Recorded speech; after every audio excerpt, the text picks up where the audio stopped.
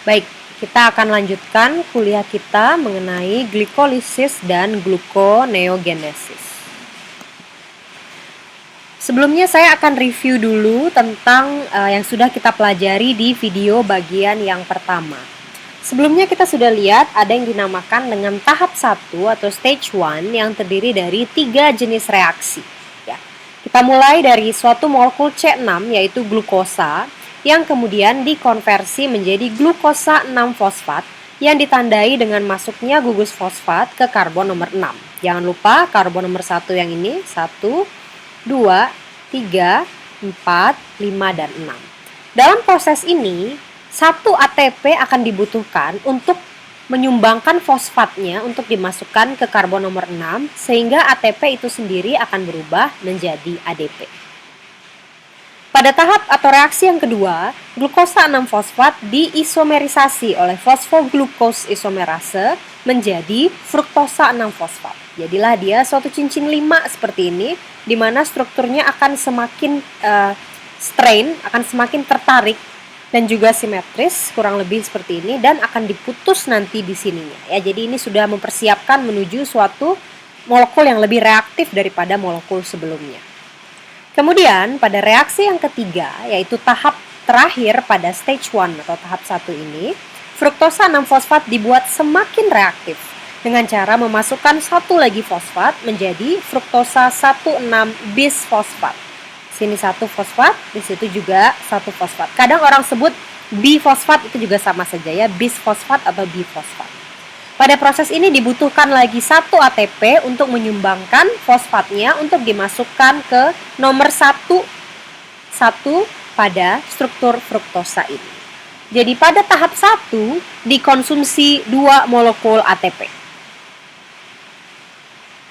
Kemudian pada tahap 2 terjadilah pemutusan karbon 6 yang merupakan fruktosa 1,6-bis-fosfat tadi, sekarang dipotong 2 menjadi gliseraldehid 3-fosfat, ini strukturnya, dan juga dihidroksi aseton fosfat, ini strukturnya.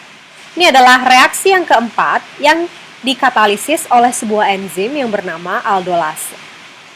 Kemudian pada reaksi yang kelima, DHAP itu diisomerisasi menjadi G3P atau GAP, sebab molekul inilah yang akan nanti terus melanjutkan perjalanan metabolisme ke tahap yang ketiga.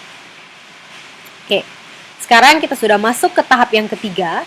Ini merupakan tahap yang paling panjang. Dia terdiri dari reaksi ke-6, reaksi ke-7, reaksi ke-8, reaksi ke-9, dan reaksi ke-10 yang merupakan reaksi final dari suatu proses glikolisis. Sekali lagi saya ingatkan bahwa dalam proses ini semuanya dikali 2. Sebab 1 molekul glukosa membentuk 2 molekul gliseraldehid 3-fosfat. Gliseraldehid 3-fosfat tersebut kemudian dioksidasi menjadi 1,3 bis fosfogliserat. Strukturnya seperti ini ya. Mirip dengan gliseraldehid, tapi kalau kamu lihat gliseraldehid itu di atasnya aldehid sesuai dengan namanya ya. Aldehid sekarang jadi gliserat. Atasnya bukan lagi COH tapi COO. Ditambah di sini fosfat ya. Jadi ada 2 fosfat, maka namanya satunya di sini ya. 1,3 bis fosfogliserat. Nah, dalam proses ini dibutuhkan enzim yang bernama gliseraldehid 3-fosfat dehidrogenase dan dibutuhkan 1 molekul NAD+ per molekul GAP atau G3P dan juga 1 fosfat inorganik, PI ini fosfat inorganik ya, kemudian nanti dikonvert menjadi NADH. Di sini mulai dihasilkan NADH. Berarti pada tahap ke-6 ini dihasilkan 2 molekul NADH. Nah, biasanya kalau reaksi itu mulai melibatkan NAD+ atau FAD, nama enzimnya seringkali adalah suatu dehidrogenase ya. Ini merupakan jenis enzim yang mengkatalisis reaksi reduksi oksidasi atau reaksi redoks ya. Jadi namanya juga khas, dehidrogenase. Oke.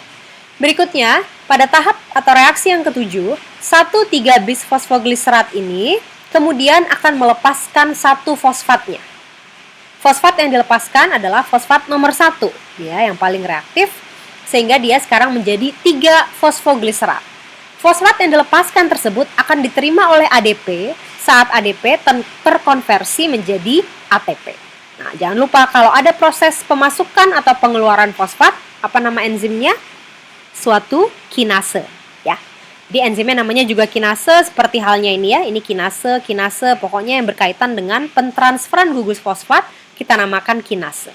Karena substratnya merupakan suatu fosfogliserat, maka namanya adalah fosfogliserat kinase. Karena produknya, maaf ya. Karena produknya suatu fosfogliserat, namanya fosfogliserat kinase. Itu adalah reaksi yang ketujuh. Maka pada reaksi 7 dihasilkan 2 ATP. Ya. Pada stage 1 atau tahap 1 itu sudah dikonsumsi 2 ATP. Kemudian pada reaksi ke-7 dihasilkan 2 ATP. Kita berbicara per molekul glukosa ya. Jadi di sini ATP-nya impas. 0 di sini ya, net dari ATP-nya. Kemudian kita lanjut ke reaksi yang ke-8. Reaksi ke-8 melakukan yang dinamakan mutasi atau perpindahan ya dari 3 fosfogliserat ini ya. Karbon ketiga mengandung fosfat. Sekarang fosfatnya dimutasi, dipindahkan ke posisi yang kedua. 1, 2, 3. Dari posisi 3 ini tadinya ada fosfat yaitu 3 fosfogliserat, sekarang dipindahkan ke sini sehingga dia menjadi 2 fosfogliserat.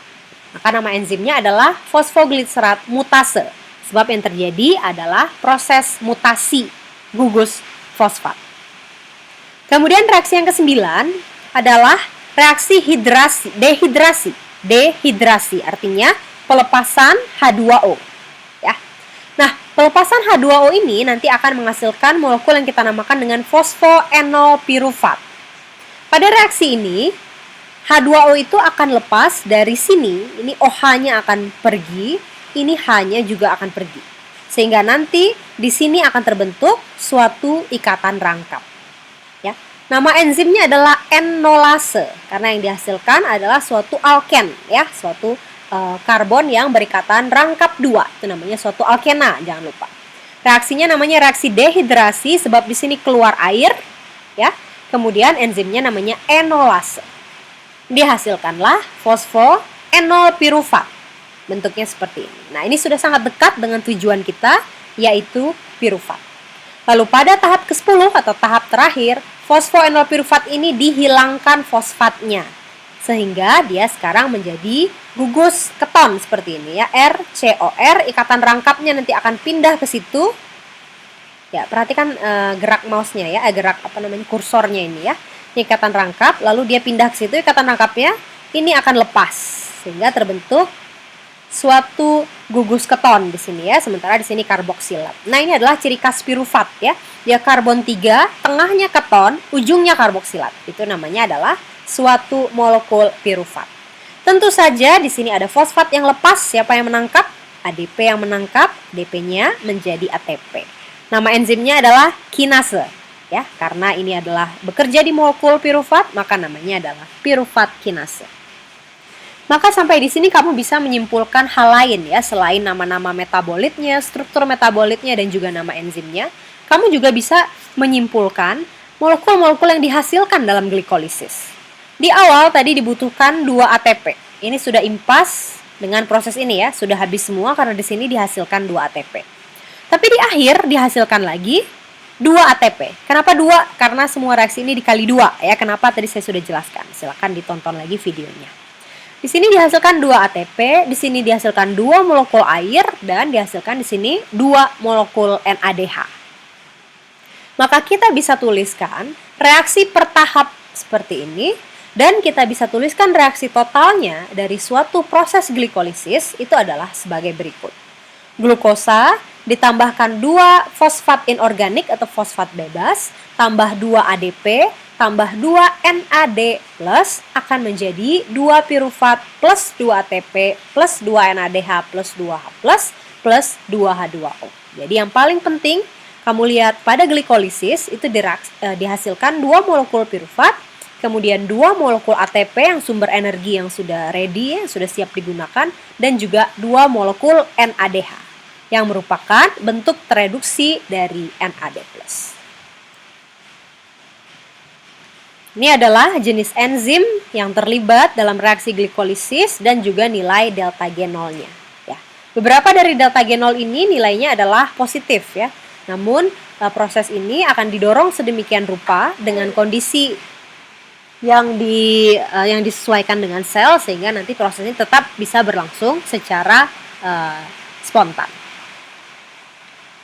Baik, sekarang kembali lagi kita lihat gambaran umum dari prosesnya. Barusan kita fokus ke sini ya, 10 successive reaction, 10 reaksi berurutan yang menjadi dasar dari proses glikolisis. Kita mulai dari glukosa, kita sudah bahas 10 reaksinya, apa saja yang dibutuhkan oleh masing-masing reaksi tersebut, bagaimana struktur metabolitnya, dan apa saja enzimnya. Silakan direview kembali, dan sekarang kita sudah sampai di tengah-tengahnya, yaitu kita sudah menghasilkan 2 pirufat. Oke? Sekali lagi begitu sampai di titik pirufat, maka sel akan mendeteksi cukup atau tidaknya oksigen di dalam sel. Apabila oksigen tidak tersedia, maka dia akan ambil jalur samping ini ya, yang merupakan kondisi anaerobik, tergantung pada makhluk hidupnya. Kalau Saccharomyces cerevisiae yang merupakan suatu yeast, ini tadi mungkin saya pada video sebelumnya salah ngomong ya, kalau nggak salah saya bilang bakteri Saccharomyces, itu salah ya, saya ralat. Saccharomyces merupakan suatu yeast atau ragi ya, atau ragi. Nah, Saccharomyces itu akan ambil jalur ini. Saat kurangnya oksigen, pirufat yang sudah dihasilkan dari proses glikolisis akan diubah menjadi etanol plus CO2. Oke? Kalau manusia, kita ambil jalur yang ini. Begitu ada pirufat, lalu tidak ada oksigen yang cukup, metabolisme anaerobik akan terjadi dan dihasilkan laktat. Satu pirufat menghasilkan satu laktat ya. Jadi kalau ada 2 pirufat hasil glikolisis, dia akan menghasilkan 2 laktat. Nah, ini umumnya terjadi di misalnya otot yang sedang bekerja dengan keras gitu ya. Misalnya orang sedang berlari begitu ya, atau dalam eritrosit atau sel darah merah, dan juga pada berbagai mikroorganisme lainnya. Jadi tidak hanya di eukariot atau manusia seperti kita. Oke, jadi ada jalur fermentasi yang anaerobik dan tentunya juga ada jalur yang aerobik. Nah, ini yang ke bawah ya. Kalau oksigen cukup, maka pirufat akan diubah menjadi molekul yang namanya asetil-CoA. Pada pengubahan pirufat menjadi asetil-CoA akan dilepaskan CO2 per pirufat. Jadi kalau pirufatnya ada 2, maka ada 2 molekul CO2 yang dilepaskan. Asetil-CoA ini merupakan jembatan metabolisme. Ya. Kalau sudah sampai ke sini, nanti dia akan masuk ke siklus asam sitrat dan ujung-ujungnya akan dihasilkan 4 CO2 plus 4 H2O per 2 molekul pirufat. Ya. Oke. Sekarang kita lihat sedikit proses fermentasi yang terjadi di baik di manusia maupun di ragi. Ya. Kalau di manusia, prosesnya satu tahap saja, cukup simpel. Dari pirufat, dia akan menjadi laktat. Kamu perhatikan strukturnya yang berbeda adalah karbon nomor 2. Ini karbon 1, ini karbon 2. Karbon 2 tadinya keton, sekarang karbon 2-nya direduksi menjadi suatu alkohol sekunder. Dari pirufat, dia berubah menjadi laktat yang dilakukan oleh enzim yang namanya laktat dehidrogenase. Tadi saya sudah bilang juga, kalau dehidrogenase tandanya ada NAD plus atau NADH dan FAD dan FADH2 yang terlibat ya. Dalam reaksi ini akan dibutuhkan 1 NADH plus H+ untuk menjadi NAD+. Ini per molekul pirufat ya. Jadi kalau ada 2 molekul pirufat dari hasil glikolisis, maka kita akan butuhkan 2 molekul NADH dan kita akan hasilkan 2 molekul laktat. Oke. Nah, untuk yeast atau ragi, saat sudah terbentuk pirufat, dia akan justru menjadi etanol. Nah, ini tahapnya 2 kali ya. Dari pirufat, pertama akan dilepaskan CO2 sehingga nanti dia menghasilkan asetaldehid. Perhatikan ini CO2 yang lepas ya. Dari karbon 3 lepas 1 CO2 atau dekarboksilasi, maka dia akan menjadi suatu molekul karbon 2 yang kita namakan asetaldehid. Asetaldehid kemudian oleh enzim alkohol dehidrogenase, ini juga reaksinya mirip ya, dia butuh NADH. Ini juga seperti ini. Tapi kalau ini namanya alkohol karena nanti hasilnya adalah suatu etanol atau CH3 CH2OH. Kalau ini tadi namanya laktat dehidrogenase karena yang dihasilkan adalah laktat. Nah, kalau kita lihat salah satu reaksi, nah ini kamu lihat reaksi dari metabolisme, itu ya, yaitu antara 1,3 bisfosfogliserat Oh, maaf. Dari gliseraldehid 3 fosfat menjadi bisfosfogliserat. Ini reaksi yang keberapa? Masih ingat? Ini adalah reaksi yang ini ya. Tahap ke-6. Dari gliseraldehid 3 fosfat menjadi 1,3 bisfosfogliserat. Reaksi yang ke-6. Oke. Nah, dari reaksi yang ke-6 itu dihasilkan NADH. NADH-nya akan diputar ya. NADH yang dihasilkan dipakai oleh proses fermentasi, lalu NAD+ yang dihasilkan pada proses fermentasi diputar balik dipakai di sini. Ya. Jadi proses glikolisis dan proses fermentasi itu akan saling supply dan juga saling transfer substrat dan produk yang dibutuhkan oleh masing-masing tahap. Nah, sekarang pertanyaannya itu adalah tentang glukosa. Bagaimana kalau kita konsumsi sesuatu yang bukan glukosa? Misalnya kalau kamu meminum susu ya. Susu mengandung karbohidrat dalam bentuk disakarida laktosa, di mana laktosa merupakan gabungan antara glukosa dan galaktosa. Kemudian susunya dicampur gula misalnya ya, di mana gula dapur adalah sukrosa, itu gula tebu ya, di mana sukrosa merupakan suatu karbohidrat disakarida yang terdiri dari glukosa dan fruktosa. Nah, glukosanya akan langsung melewati tahap ini. Glukosanya jadi glukosa 6-fosfat, jadi fruktosa 6-fosfat, jadi fruktosa 1,6-bisfosfat, kemudian pecah dua ya, reaksi keempat jadi DHAP dan GAP, lalu reaksi 5 DHAP isomerisasi ke GAP, dan seterusnya sampai jadi pirufat. Nah, kalau misalnya kamu minum susu tadi, kamu selain memperoleh glukosa, juga memperoleh galaktosa dan fruktosa. Galaktosa itu akan ada enzimnya yang mengkonvert langsung ke glukosa 6-fosfat. Fruktosa dalam tisu atau jaringan manusia, jaringan adiposa, fruktosa tersebut akan langsung masuk ke sini. Langsung dia difosforilasi, ditambahkan fosfat, dan dia menjadi fruktosa 6P. Jadi ini adalah titik masuk glikolisis untuk gula-gula yang sering kita konsumsi selain glukosa. Ya. Kalau fruktosanya dihasilkan oleh liver atau hati, fruktosa ini malah bisa langsung, karena dia sudah di mitokondria posisinya ya, dia fruktosa tersebut karena dia dihasilkan di hati, maka dia bisa juga langsung masuk ke pembentukan GAP seperti ini. Jadi ini adalah beberapa titik masuknya jenis-jenis monosakarida yang lain yang sering kita konsumsi. Nah, fruktosa ini seperti yang digambarkan di sini ya. Fruktosa ini bisa membentuk fruktosa 6-fosfat. Fruktosa ini juga bisa diubah menjadi DHAP. Fruktosa juga bisa diubah menjadi GAP. Untuk perubahan fruktosa menjadi DHAP atau G3P atau GAP, pertama fruktosa itu akan diubah dulu menjadi bentuk yang lebih reaktif, yaitu fruktosa 1-fosfat oleh enzim yang namanya fruktokinase. Sekali lagi namanya kinase sebab di sini masuk satu gugus fosfat dari ATP yang kemudian berubah menjadi ADP.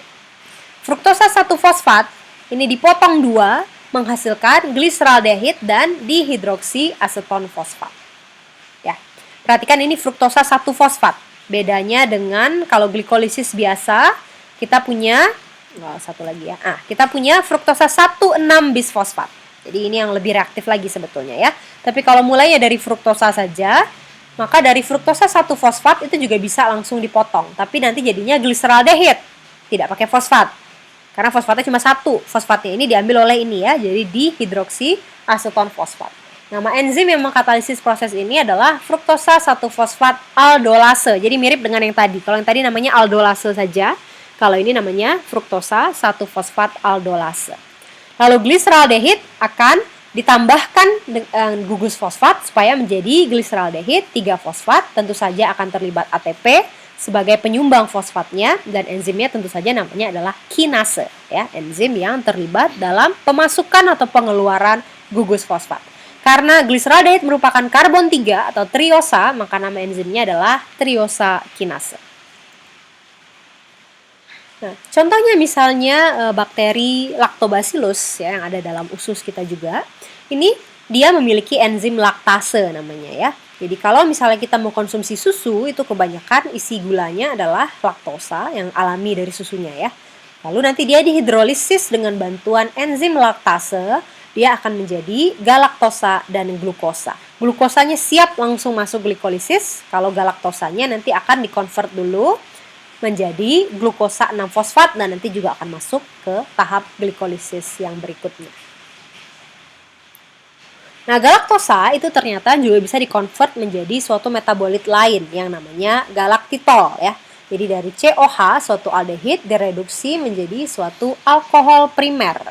Nah, ini dikatalisis oleh enzim yang namanya aldosa reduktase.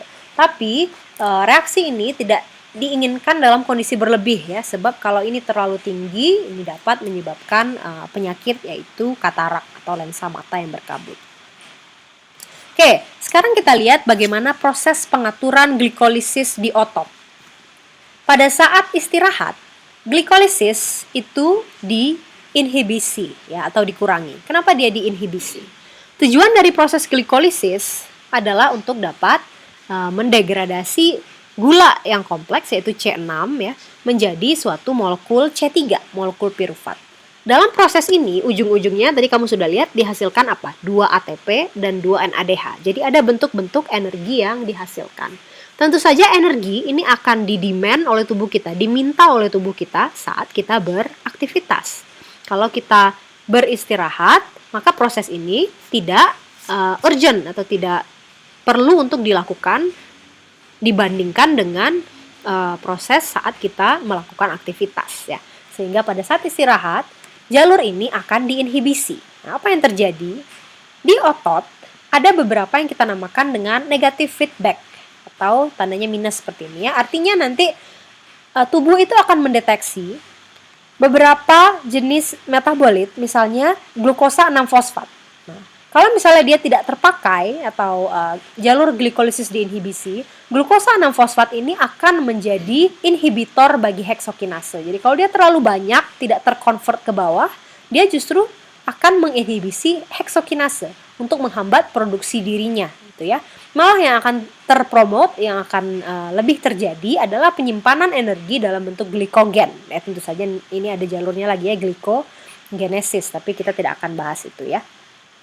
Kemudian jalur yang lain adalah kalau misalnya energi itu banyak, kalau ini tadi ya glukosa 6-fosfat menginhibisi enzim yang menghasilkan dirinya karena tidak perlu dihasilkan lagi gitu ya karena orangnya sedang istirahat. Nah, mekanisme yang lain adalah saat energinya banyak. Seperti kalau kita istirahat tentu saja ATP tidak terlalu terpakai ya.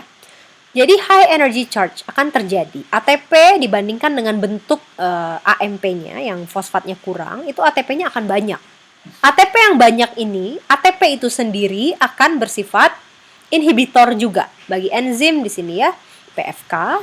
Kemudian di sini atau fosfofruktokinase di sini ya, supaya dia tidak lanjut membentuk F16BP. Atau bisa juga ATP itu masuk sebagai inhibitor pirufat kinase supaya tidak perlu lagi menghasilkan pirufat. Nah, dalam kondisi ini, dalam kondisi otot yang rileks ya, maka akan terjadi negative feedback untuk menghambat atau menginhibisi proses glikolisis. Namun, kalau misalnya seseorang itu berolahraga atau menggunakan ototnya, maka glikolisis justru akan terstimulasi, ya akan dibangkitkan jalurnya supaya berjalan dengan baik. Nah, yang terjadi adalah seperti ini. Misalnya, kalau kita melakukan olahraga, misalnya seseorang berlari ya atau melakukan aerobik misalnya, nah ATP-nya akan berkurang, AMP-nya justru yang banyak. Yang kita alami sekarang namanya low energy charge. Nah, AMP yang banyak ini nanti akan mengaktifkan, memberikan sinyal kepada PFK. Jadi kalau ATP-nya kebanyakan, dia akan mendiamkan PFK atau menginhibisi PFK. Kalau ATP-nya dikit, AMP-nya yang banyak ini akan mengaktifasi PFK. Sehingga dia semakin aktif, jalurnya akan bergerak. Selain itu juga ada yang namanya feed forward stimulation. Ya. Fruktosa 1,6-bisfosfat keberadaannya akan memberikan sinyal pada pirufat kinase agar bekerja secara lebih aktif. Ya. Dengan demikian, pirufat akan terbentuk sesuai dengan yang diinginkan dan dibutuhkan oleh tubuh. Kemudian dari pirufat baru dicek. Kalau orangnya berlari sangat cepat, misalnya kondisi sprinting gitu ya, maka O2-nya akan terbatas dalam sel, pirufatnya difermentasi menjadi laktat. Tapi kalau orangnya berlari dengan pelan, ini biasanya masih tersedia oksigen yang cukup, kemudian pirufat akan dioksidasi lebih lanjut menjadi CO2 plus H2O.